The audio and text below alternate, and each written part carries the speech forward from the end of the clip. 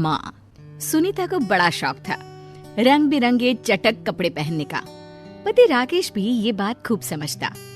सुनीता, देखो तो मैंने कैसी ब्राइट रेड कलर की साड़ी खरीदी है तुम्हारे लिए। ऐसे ही कपड़े पसंद है ना तुम्हें? यस, बिल्कुल। मैं ना बस ये चाहती हूँ कोई मुझे देखे तो कहे, यार कितनी रंगीली और चटकीली लग रही है। सुनीता की मासूमियत भरी बात सुनकर राकेश भी हंस देता है। तभी वहाँ उनकी बेटी पीहू आ जाती है। माँ मुझे भी दिला दो ना इस रंग की फ्रॉक। जरूर बेटा, लेकिन पहले मम्मी की तो अलमारी भर जाए, तब जाकर मेरे और आपके कपड़े आ पाएंगे। नहीं बेटा, कल मैं आपको लेकर चलूंगी मार्केट। वैसे भी राकेश, दिवाली आ रही है ना, और मुझे घर सजाना है। हाँ मैडम, मैं आपके शौक जानता हूँ। पूजा में तुम्हारा कितना मन लगता है। सच में सुनीता, तुम्हारे शौक पूरे होते रहे, मैं तो बस इसीलिए कमाता हूँ। कुछ दिनों बाद सुनीता राकेश को कहती है, सुनो ना, कल से मैंने सुंदरकांड का पाठ रखा है, हो सके तो छुट्टी ले लो ना ऑफिस से। मुमकिन नहीं है सुनीता, सबके इंक्रीमेंट का टाइम है। अब मैं हाफ डे ले लूंगा कुछ दिनों के लिए। सुनीता के घर आए दिन कोई ना कोई पूजा पाठ चलती ही रहती। फिर एक दिन पड़ोसन कहती है, अरे राकेश भैया, सुनीता कहाँ है?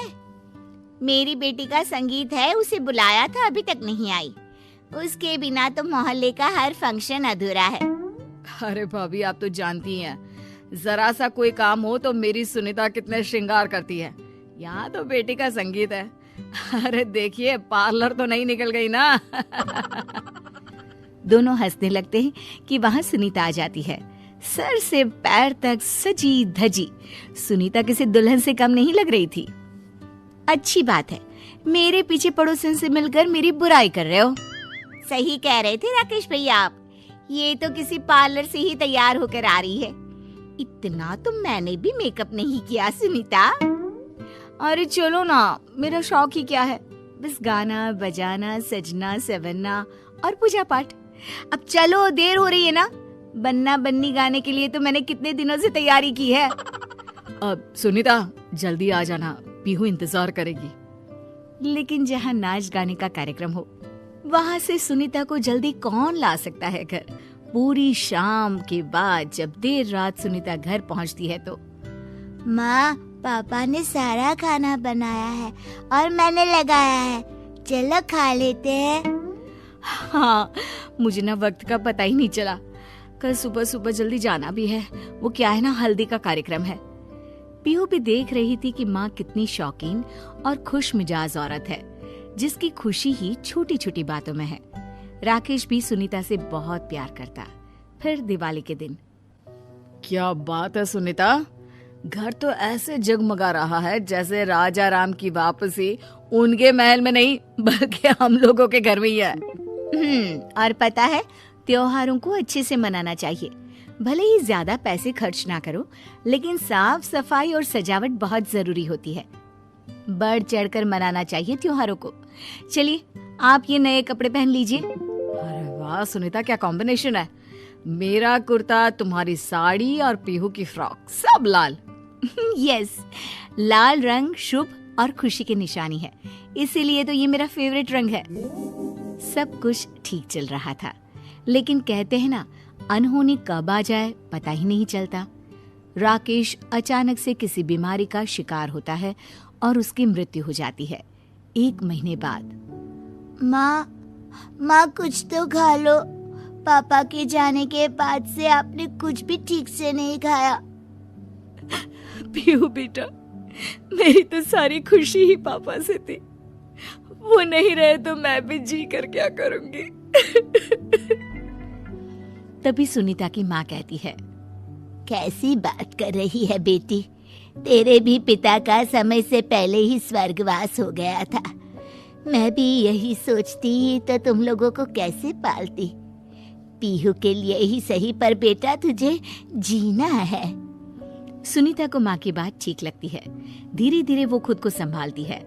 एक रोज सुनीता बाजार से सामान लेकर घर के पास ही थी कि मेरी बेटी की शादी का संगीत है, समझ में ही नहीं आ रहा कि किसे बुलाऊं जो अच्छा गाती हो। सुनीता को बुला ले, बहुत अच्छा गाना गाती है। हट, कुछ भी बोलती है। अरे पति नहीं है उसका, और तुझे तो पता है ना, बिना पति वाली औरतों को शुभ काम में नहीं बुलाया जाता। सुनीता जब ये बात सुनती है तो घर आकर रोने लगती है। क्या हो गया माँ, कोई बात है क्या? सुनीता बेटी के सामने खुद को संभालती है। नहीं बेटा, वो क्या है ना, अचानक पापा की याद आ गई। सुनीता धीरे धीरे खुद को घर के काम और पीहू की पढ़ाई में बिजी कर लेती है। एक रोज, अरे सुनीता, तेरे भाई की शादी है, लड़की इसी शहर की है। हम लोगों ने एक गेस्ट हाउस बुक किया है।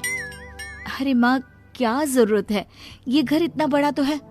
बेटा, मुझे तो कोई समस्या नहीं है, पर होने वाली बहू के घर वालों का कहना है कि बेटी विधवा है तो। तभी वहाँ पीहू आ जाती है। वो समझ जाती है कि मामला क्या है। नानी, क्या खाएंगी आप? और कुछ दिन तो रुकेंगी ना हम लोगों के साथ? माँ चलो ना, देखो तुम्हारा फेवरेट सीरियल शुरू हो गया है। मन मार कर सुनीता भाई की शादी के फंक्शन में जाती है, जहाँ पर पंडित आइन कहती है, अरे नहीं नहीं सुनीता बिटिया, तुम भाई को हल्दी नहीं लगा सकती हो, विधवा हो ना। थोड़ी देर बाद, बेटा सुनीता, वहाँ नाच गाना चल रहा है, तू क्या करेगी वहाँ?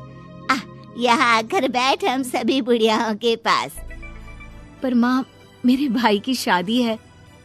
अरे लेकिन तू क्या कर सकती है बेटा, ऊपर वाले ने तो तेरे जीवन से सारी खुशियाँ ही छीन ली है। सुनीता को बहुत रोना आता है। वो जोर जोर से रोने लगती है कि सुनीता का भाई कहता है, अरे दीदी, खुशी के माहौल में मनहूसियत मत फैलाओ ना। सुनीता घर आ जाती है। वो अपनी अलमारी खोलकर देखती है तो सारी साड़ियाँ लाल और चटक रंगों की होती हैं। वो सभी को पैक करके बंद कर देती है। पीहू माँ के हर गम को समझती है, और फिर वो दिन भी आ जाता है जब पीहू की शादी तय होती है। अरे कौन करेगा पीहू की शादी के सारे रस्मो रिवाज? मैं करूंगी, मेरी भांजी है वो, या फिर पीहू की बुआ कर ले। लेकिन तभी पीहू बोल पड़ती है, मैं शादी तभी करूंगी जब मेरी माँ शादी के सारे रस्म खुद अपने हाथ से करेंगी। लाल रंग की वो वाली साड़ी पहनेंगी जो पापा लाए थे, याद है ना माँ? सुनीता की आंख भर आती है। तभी पीहू माँ को ढोलक ला कर देती है। माँ, जरा गा तो वो बन्ना बन्नी वाला गाना, जिससे पूरे मोहल्ले में रौनक लग जाया करती थी। सुनीता को बेटी का सहारा मिल जाता है। वो मुस्कुरा देती है, लेकिन जैसे ही वो ढोलक बेटी के हाथ से ले रही होती है कि पड़ोस की बुढ़िया बोल पड़ती है, अरे ये तो अपशकुन है। अपशकुन? मेरी बेटी की शादी है। माँ से बड़ा शगुन बेटी के लिए कुछ नहीं होता। और हाँ, ये नहीं है तो क्या हुआ, इनका प्यार और नाम आज भी मेरे साथ है। समाज को बदलना ही होगा। फिर क्या, पीहू की शादी का सारा काम सुनीता बढ़ चढ़कर पूरा करती है, और विधवा माँ के हाथ से ही पीहू की विदाई भी होती है।